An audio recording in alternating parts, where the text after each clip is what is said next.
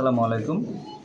আমি ইঞ্জিনিয়ার সৈয়দ মোহাম্মদ নয়ন বর্তমান পাথরঘাটা উপজেলা নির্বাচনে ভাইস চেয়ারম্যান পদপ্রার্থী হিসেবে নির্বাচন করতেছি। টিউবওয়েল প্রতীকে আমি ইঞ্জিনিয়ার সৈয়দ মোহাম্মদ নয়ন আপনাদের মাঝে নির্বাচন কেন্দ্রিক বিষয় নিয়ে উপস্থিত হয়েছে। মাত্র 2টা মাস হলো, যেটা 9 জুন 2 মাস পূর্ণ হবে।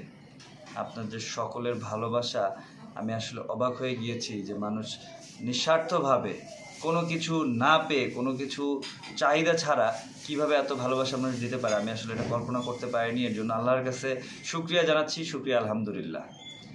আমাদের বর্তমানে আমরা একই পদে 5 জন প্রতিদ্বন্দ্বিতা করছি।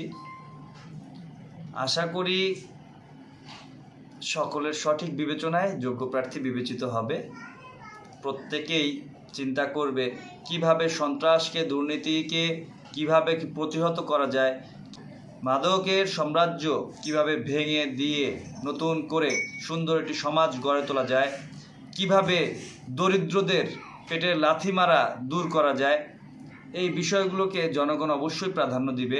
প্রাধান্য দিয়ে তারা আগামী 9 জুনের নির্বাচনে ইনশাআল্লাহ আমাদের টিউবওয়েল প্রতীককে ভোট দেওয়ার জন্য অবশ্যই আশাবাদ ব্যক্ত করে তারা তাদের বন্ধুবান্ধব, আত্মীয় স্বজন সকলকে নিয়ে সদল বলে আনন্দমুখর পরিবেশে ভোট কেন্দ্রে উপস্থিত হয়ে আমাদের টিউবওয়েল প্রতীককে জয়যুক্ত করবে বলে আমি আশা করি। এবং মানুষ তারা তাদের যে আগ্রহ এখন যা প্রকাশ করছে তা দেখে আমি আসলে সত্যি তাদের কাছে চিরঋণী। যে ঋণ কখনো আমি বা আমার পরিবার আমরা কখনোই শোধ করতে পারবো না। আমরা অবশ্যই, আমি এবং আমার পরিবার, আমরা সব সময় জনগণের পাশে থেকে জনগণকে সাথে নিয়ে একসাথে চলাফেরা করব, একসাথে সকল কাজে সামিল হব, এই প্রত্যাশা রাখছি। আপনারা আমার জন্য দোয়া করবেন। আমি যতটুকু দেখেছি তাতে আমার কাছে যতটুকু মনে হচ্ছে যে হয়তো 50% ঊর্ধ্বে ভোট গ্রহণ করা সম্ভব হবে বলে আমি মনে করছি। কারণ যে ক্ষেত্রে আমাদের দেশের একাধিক দল তারা নির্বাচনে অংশ নেবেন না বলে জানিয়েছেন। এবং অনেকেই আমাদের এই দক্ষিণাঞ্চল পাথরঘাটার অনেক ভোটাররাই যারা বর্তমানে পাথরঘাটার বাইরে অবস্থান করছে, দেশের বাইরে বিভিন্ন জায়গায় অবস্থান করছে, সুতরাং তাদের পক্ষে তো আসা সম্ভব নয়। যারা উপস্থিত আছে, আশা করা যায় উপস্থিতির দিক বিবেচনা করলে 70% বেশি ভোটার উপস্থিত হবে। আর সামগ্রিক ভোটারের হিসাব করলে আমার কাছে যতটুকু মনে হচ্ছে যে 50%-এর ঊর্ধ্বে ভোটার উপস্থিত হবে বলে আমি বিবেচনা করি। যদি শান্তিপূর্ণভাবে, সুষ্ঠুভাবে নির্বাচন সম্পন্ন হয়, সেক্ষেত্রে আশাবাদ ব্যক্ত করছি যে 50%-এর বেশি ভোটার ভোট কেন্দ্রে উপস্থিত হয়ে তাদের রায় অবশ্যই প্রদান করবে বলে আমি মনে করি। আচ্ছা, এই ব্যাপারে আমি আসলে এই মুহূর্তে কিছু বলতে চাচ্ছি না। জনগণ জানে, জনগণ বোঝে, জনগণ তাদের বিবেচনার রায় দিয়ে আগামীকালকে এটার একটা সুষ্ঠু এবং বাস্তব ফলাফল চিত্র আপনাদের সামনে তুলে ধরবে জনগণ। তার টিউবওয়েল প্রতীকে ভোট দিয়ে কত শতাংশ ভোট দিবে, আশা করি আপনারা একটা ইতিহাস রেকর্ড করার মতো একটা অবস্থা আশা করি হতে পারে ইনশাআল্লাহ, যদি আল্লাহ তাআলা চায়। আমাদের আমরা যে 5 জন প্রার্থী আছি, আমরা প্রত্যেকের সাথে খুব সুন্দর মতো প্রত্যেকের আচার আচরণ সুন্দরভাবে রেখে সহমর্মিতা প্রকাশ করে আমরা সবসময় মাঠে এতদিন বিচরণ করেছি।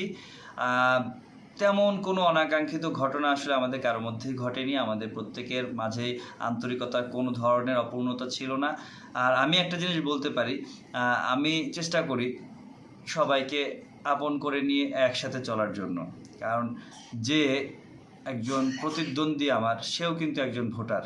এমনও তো হতে পারে তার ভোটটাও আমাকে দিয়ে দিতে পারে। আচ্ছা, মানুষ যে স্বপ্ন নিয়ে আপনাকে নির্বাচিত করতে চায়, তো আসলে শেষ পর্যন্ত সেই স্বপ্ন আপনি বাস্তবায়ন করতে কতটা বদ্ধপরিকর থাকবেন? আমি আমার স্বপ্নকে বাস্তবায়ন করার জন্য আমার সর্বোচ্চ যে ত্যাগ যা করা দরকার আমি সেটুকু করব। আমি জনগণের জন্য, তাদের দাবি আদায়ের জন্য, তাদের সুস্বাস্থ্য, সুচিকিৎসা, শিক্ষা এবং সকল ধরনের সেবা প্রদানের জন্য আমার দ্বারা যতটুকু সম্ভব আমি তা তো অবশ্যই করব। এবং যতটুকু পারি তাদের জন্য অতিরিক্ত কোথাও থেকে কোনো সহযোগিতা যদি অতিরিক্ত থাকে, সেই জিনিসটা কিভাবে এনে জনগণের কাছে পৌঁছে দেওয়া যায় সেই চেষ্টাটা আমি করব। পাথরঘাটা উপজেলাবাসীর কাছে আমার অল্প একটু কথা বলার আছে। আপনারা সবাই সচেতন।